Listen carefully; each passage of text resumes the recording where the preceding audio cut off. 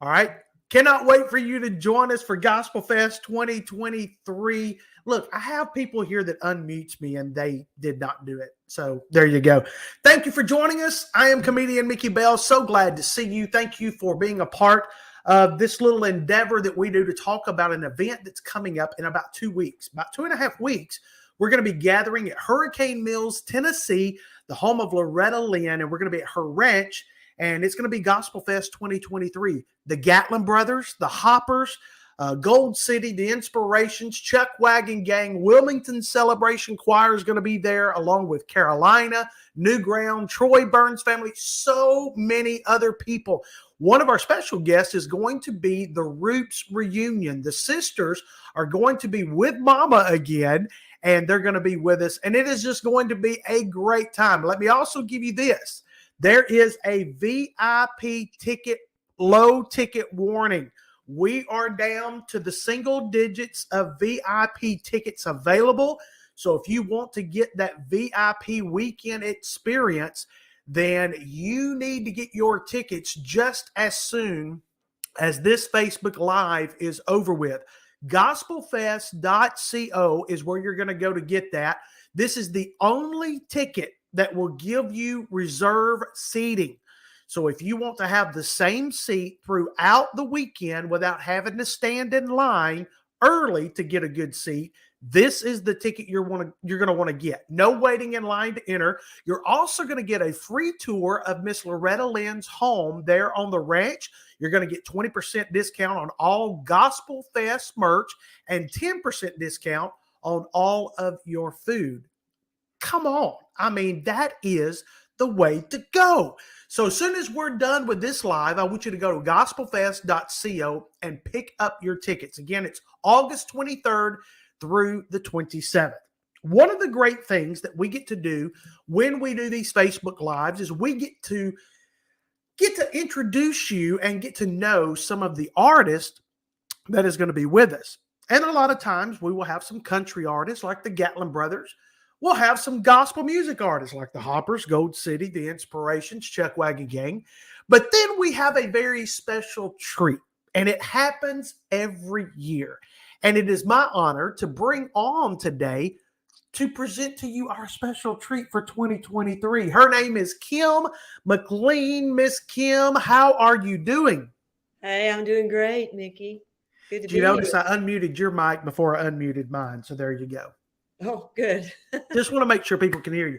Now, listen, a lot of people may be seeing you for the very first time, getting to know you. So before we talk about that little special something that you have done that's bringing you to the ranch this year, tell us just a little bit about you and what we can learn as far as your past and how you've been involved in music.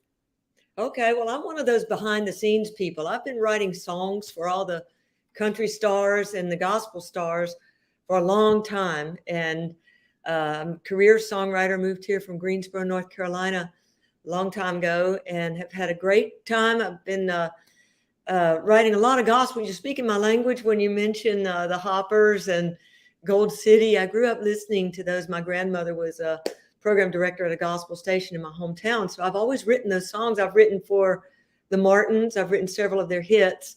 Wrote for the Spears. I wrote a song on the last album that the Happy Goodmans did. So that's my world alongside country music. And I've written for a lot of the country stars like Tim McGraw and Trisha Yearwood and Leanne and Pam Tillis and the Judds and different ones. And so I've just been working away all these years, and I play and sing, but I just wrote so many songs that I just wanted to kind of get everybody singing them. So I've been very blessed. You have mentioned a wide variety of names.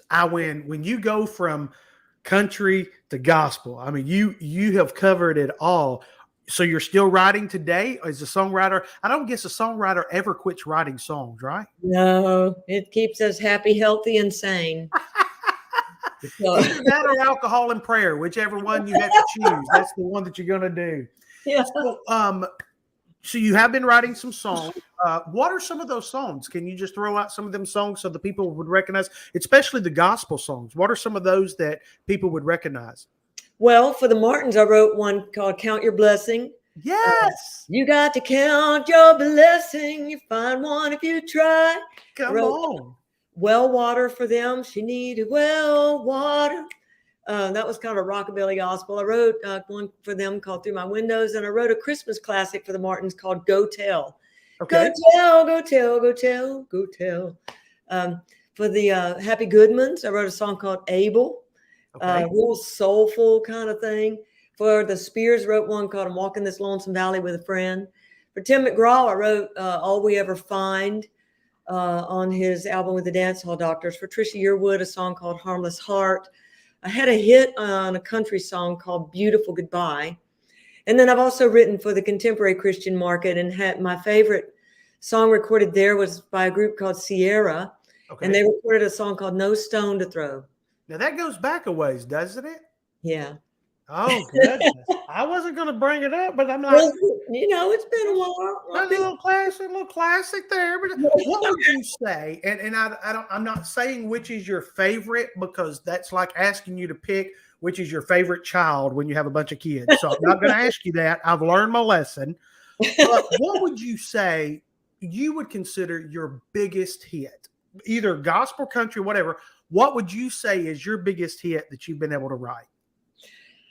The biggest hit monetarily was "Beautiful Goodbye," Okay. recorded by Jennifer Hansen. The biggest hit for my heart was "No Stone to Throw," because the message of that was from such a personal place. And the biggest hits of my career right now are this new project. The world doesn't know about them yet, but Yeah. this Yeah. has been just the special surprise we're going to share has been the culmination of all of that, and such a beautiful surprise. So now, if you were watching us live right now, in the comments section, out of the songs that you heard Kim mention that she is responsible for writing, why don't you go ahead and start commenting your favorite song that you heard her mention, because she's got some out there. I get to travel with the Martins quite a bit. They have become great. like family, and they still do "Count Your Blessings" every night. I mean, it's every night. That is their staple that they have to do. And I think they might even open up with it. I'm not even sure, but Yeah. I know that they still do that. So it's good to kind of put you with that. I'm not going to say that Joyce was taking credit for writing it, but I'm just going to say it's good to put you there with them, and how you are connected all with gospel music as well as with country music. So go ahead, if you're listening and watching right now, go ahead and comment the songs that you enjoy the most, that you have just found out that Kim has written. Now, you have been put in a very honorable position in the sense of what we're about to reveal, because you have a very special connection to Loretta Lynn's ranch and to why we're bringing you in for Gospel Fest. Before we talk about the book and before we talk about the different things that's taken place, I want you to kind of tell us how this came about. Gladly. I was playing at a little writers' night in west of Nashville, and because I've been in town for a long time, I've kind of been running in the same circles with Peggy and Patsy through the years, and with Loretta's grandchildren, her granddaughter Emmy, and some of her kids had played. We shared some writers' nights together. And I met them that way. I actually met Emmy through my son, who is a great drummer right now out on the road with another great country artist. And got to know, got just kind of connected and just enjoying being around them. While I was at this writer's night watching Emmy and Loretta's grandkids play this writer's night. I don't think I was even playing that night, but Patsy was there. And she said, "Oh, I'm so glad you're here tonight. Mama's here. She's out in the SUV. I would love for you to meet her." And so I went over and with Patsy and Loretta rolled down the window, and we just talked there at the car for a while, and we just hit it off. We were just very kindred souls because we share that same passion for writing songs. I always say I sing because I write, and we shared that, but we shared similar faith. We could realize right away, we could recognize just that faith. We could see Jesus in each other, Wow. And so we talked for a while, and then the following week they called and said, could you come over? So I went over to the house, to Loretta's house, and to pray, really just to talk, to visit, to pray, to be with her. And of course, there are guitars everywhere. You don't ever see a guitar. I mean, a songwriter without a guitar somewhere. And you don't ever see me without a Bible and a guitar. So wow. And I actually took a hymnal with me that day. And so Loretta and I talked that first day. We were just talking, praying, reading the Bible together. And then she asked me what was going on in my life. And I spilled everything because I had some stuff. And so I said, I'm going to write a song about it. And I said, I got one started. She said, play it for me. So I grabbed a guitar, sang her the first line of this song. And we started talking. And I mean, within a couple of hours, we had written our first song together. Wow. So it was very organic and natural. It was completely unplanned. It was not ever a career move. We were not even writing thinking, okay, we're going to get a hit or anything like that. It was just a healing conversation. And we are songwriters. And when you write so many songs every day of your life for a long time, you even start reprimanding your children with a rhyme scheme. I mean, it's just kind of, it looks insane to everybody else. So now after you do that, do you go, now go to your room because I've got to write this down because that was really good. I know everything is a possible song, and it's just how you think. I mean, you just got that, you just speak in songwriter language, and that was something also that Loretta and I had in common. So it was neat. How was it sitting there? Because I can imagine, first of all, I don't sing, I don't write songs, I do comedy. That's the reason I do comedy. But what was it like sitting there? And did you have a moment where you go, I'm sitting here with Loretta Lynn and we are working on a song that I've been writing? It was very well, as I drove to the house, because I'd been around her family. But I grew up listening to her, right? Mm-hmm. And so she influenced my songwriting so much. And I was so intimidated driving there. And Patsy said, "Now don't be scared, and you don't have to dress up or nothing. Just he's real." Because you're thinking, "Oh my gosh, what am I wearing?" And so I just grabbed my Bible and and through with my hymnal, like I said. And when the most intimidating moment was when I walked up to the door, and I hope there wasn't one of those Ring cameras out there, because I'm walking up the sidewalk going, that's Loretta Lynn's sidewalk. That's Loretta Lynn's plant right there. Oh, they're cameras. Oh, they're cameras. And I'm like, I don't think I can do this. Like, you have to do this. Yeah. Okay, so you knock, there's a doorbell. So and I'm like, and there's a little window and I'm peeking in. And then suddenly there's this person on the other side of that window. I'm like, oh Lord, they've seen me now. I have to go in. And so it was her assistant who, oh, Loretta's so glad you're here. She can't wait to be with you. From that moment on, when I went across that threshold, I was just home. I was just with a friend. Is so good. Yeah. She gave me a big old hug and a kiss on the cheek. And from that point on, she was not, still with the respect, of course, and the honor, but she was not Loretta, the marquee name. Right. She was my friend Loretta.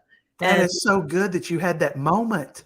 Yeah. And you just forgot that, or for me, I was just caught up in the spirit of the thing, because like I said, we connected as friends, and all I could see was my friend from that point on. That is so cool. Of course, those that are watching us know that at 90 years old, we lost Loretta, and I think it was in October of 2022. Yes. How long before October 22 did this meeting happen? It was in June of 2018. Oh, okay. So you had some time to build a relationship. Yes.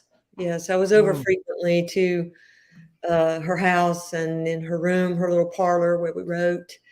And we talked on the phone a lot during 2020 Mm-hmm. in the COVID time. And my mother had a stroke, a massive stroke during that the span of time that right after I met Loretta. And so Loretta she sent a message on my phone to my mom. Wow. To encourage her. And my mother's stroke made her have trouble talking. Mm-hmm. And she would go to see her. She'd say, because Loretta said, Janice, my mother's name was Janice Ann. Janice Ann, I'm sitting here with your daughter and Kimberly, and we're praying for you, honey.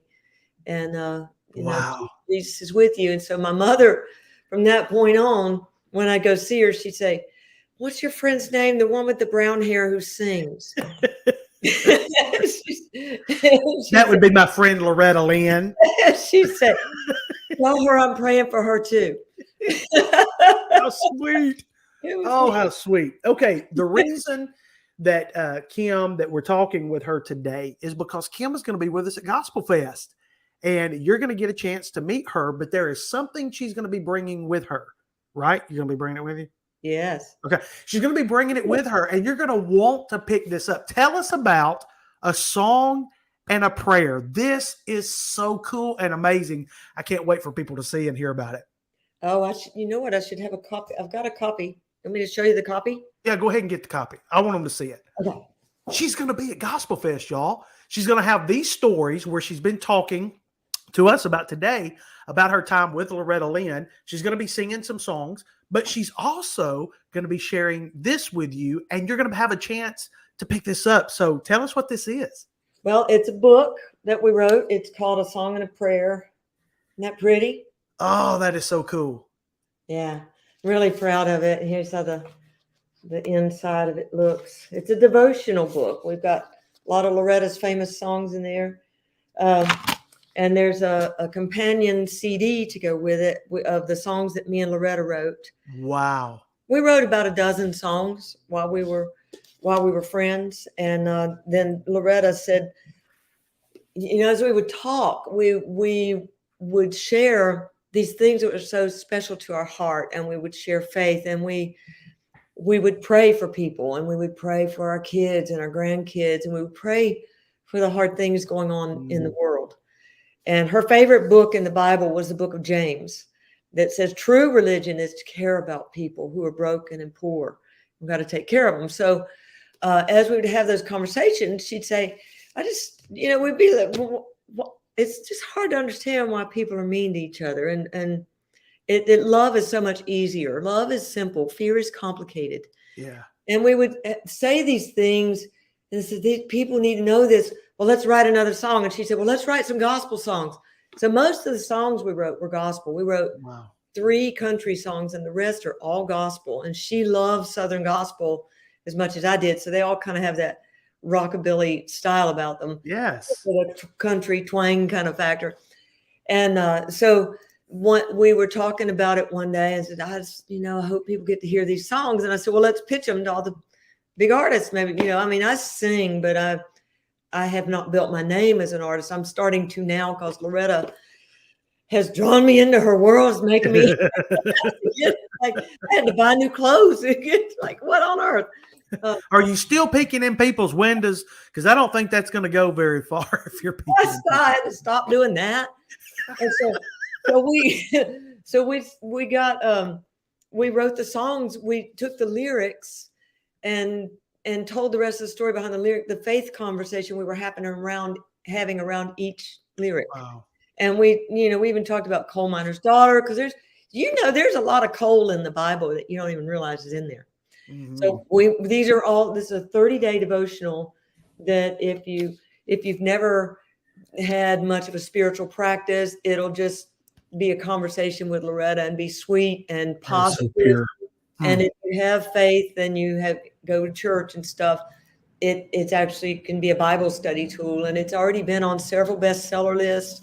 The day it came out, it hit 3 Amazon bestseller lists, which was amazing. It hit the overall, went number 6 on the overall bestseller list the day it came out on all books.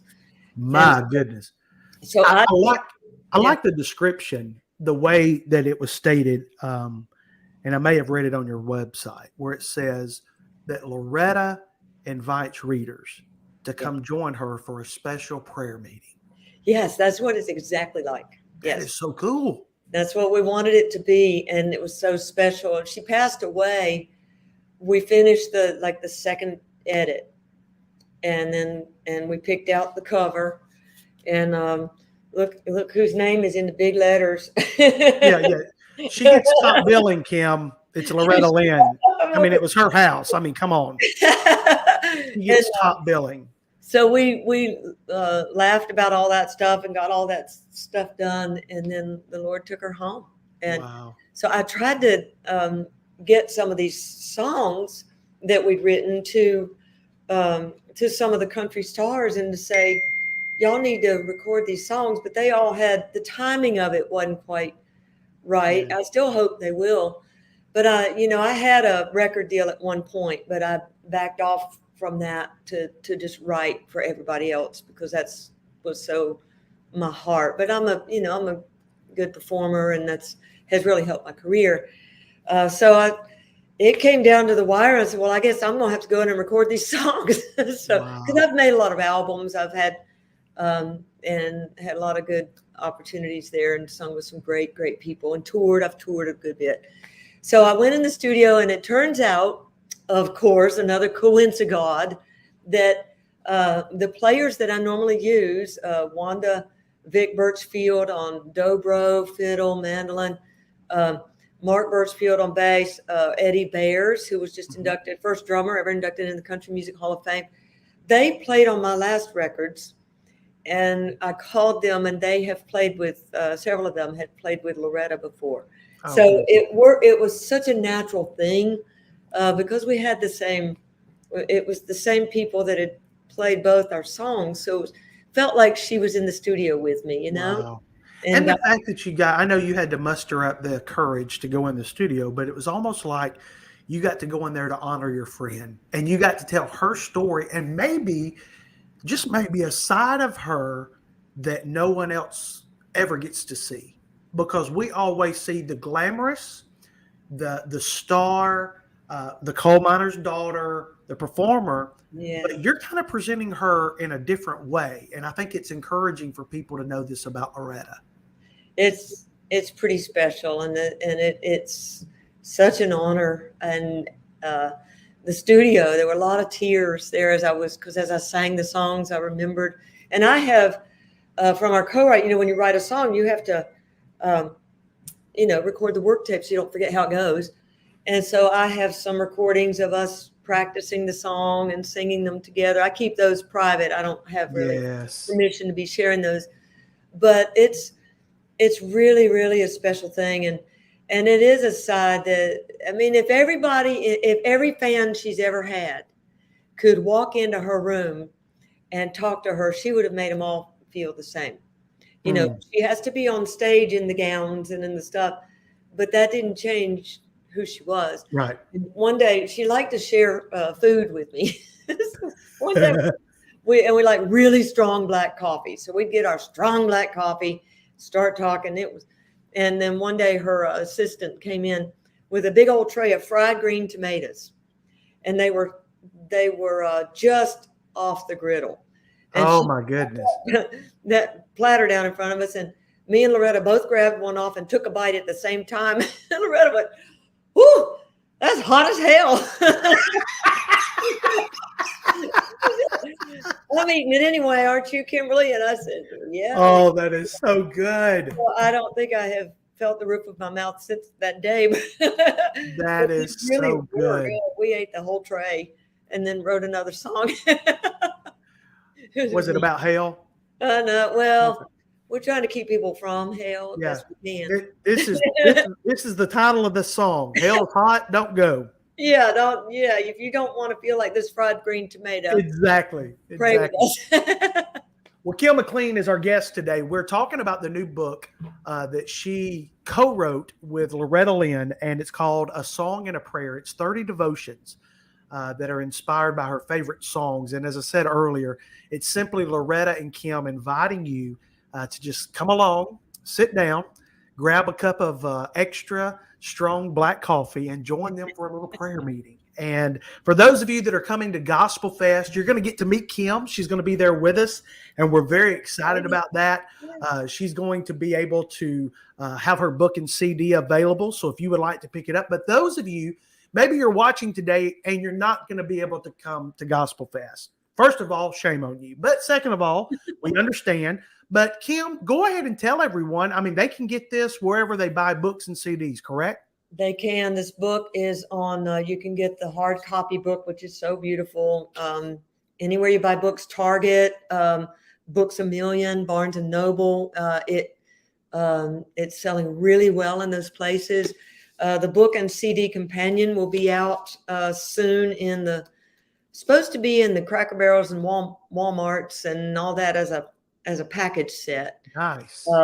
And you know, if I'm saying that wrong, y'all just forgive me. I'm just a humble songwriter, and they're all doing that other stuff. But because when I was walking through Target, saw the book on the shelf, I wanted to call my kids and say, look at that. So it's available on Audible book. I read the Audible book, which was fun, and it's on audio books wherever you buy those. And it's kind of fun listening to it. I sang some of the songs from the CD on the Audible book. And then the CD has 9 of the songs that Loretta and I wrote on it, and kind of tried to do it. We tried to do it up pretty so it would be, it got that pretty turquoise lettering in the book and Well, it looks like Loretta. I mean, it looks like you took a piece of her gown and just put it on the book. Yeah, because that's why I was trying to really honor it, and because what a legacy. I just feel like I'm in a little dream right now, and I want to give it my very best. Well, here's the thing. If you're in a dream, don't ever wake up, because you're in a good spot right now. I really enjoy this moment. Enjoy this moment. Kim, thank you so much for taking the time to talk with us, but also to get to know you, so that way we'll be able to walk right up to you at Gospel Fest when we see you there, and of course pick up the book and get to hear some more stories. But Kim's going to be with us at Gospel Fest this year. So Kim, thank you so much. We can't wait to see you. Thank you, Mickey. Good to see you. I can't wait to see everybody. All right, if you want to go, you've got to come to Gospel Fest 2023. It's taking place August the 23rd through the 27th, Hurricane Mills, Tennessee, at the ranch of Miss Loretta Lynn. And as I told you earlier, there are just a few VIP passes remaining. We're probably down by now to the single digits. So if you want to have your reserved up-close seat and you don't want to have to wait in line to enter each day, and you would like to tour Miss Loretta Lynn's home and get the discounts that are being provided, then you need to go to gospelfest.co and you need to pick up those VIP tickets. We are so excited, and we cannot wait to see you at Loretta Lynn's ranch, August 23rd through August the 27th. Now, if you're saying, Mickey, I can't come for the entire weekend, we have made individual day tickets available.